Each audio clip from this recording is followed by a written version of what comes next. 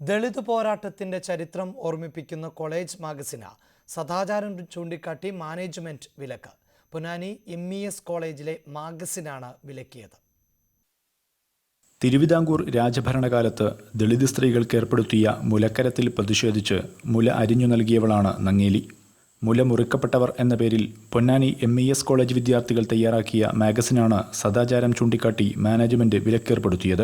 ലൈംഗികതയെക്കുറിച്ചാണ് magazine പറയുന്നതെന്നും ഉള്ളടക്കത്തിലും മുഖചിത്രത്തിലും സദാചാര വിരുദ്ധതയുണ്ടെന്നും ചൂണ്ടിക്കാട്ടിയാണ് management വിലക്ക്. മാനേജ്മെന്റിന് ഈ ഒരു മാഗസിൻ്റെ പേര് മുലമുറിക്കപ്പെട്ടവർ എന്ന പേരും അതുപോലെ തന്നെ മാഗസിനിലെ കണ്ടന്റും ഇതിലെ വരകൾ ഇതൊരു ഇല്ലുസ്ട്രേഷൻ മാഗസിനാണ് നമ്മൾ ചെയ്യാൻ ഉദ്ദേശിച്ചത്. ഇതിലെ വരകൾ മുഴുവനായിട്ടും മാറ്റിയാലും നമുക്ക് ഈ മാഗസിൻ ഇറക്കാൻ പറ്റുള്ളൂ പറഞ്ഞത്. 6 മാസം മുമ്പ് മാഗസിന്റെ ഡമ്മി പുറത്തിറങ്ങിയപ്പോൾ എതിർപ്പുയർന്നിരുന്നില്ല. പുറത്തുനിന്നുള്ള ഇടപെടലാണ് മാഗസിന്റെ വിലക്കിന് കാരണമെന്ന് വിദ്യാർത്ഥികൾ വിശ്വസിക്കുന്നു. മാനേജ്മെന്റ് അനുവദിച്ചില്ലെങ്കിൽ സ്വന്തം പണം കണ്ടെത്തി മാഗസിൻ പുറത്തിറക്കാനാണ് SFI നേതൃത്വം നൽകുന്ന വിദ്യാർത്ഥി യൂണിയന്റെ തീരുമാനം.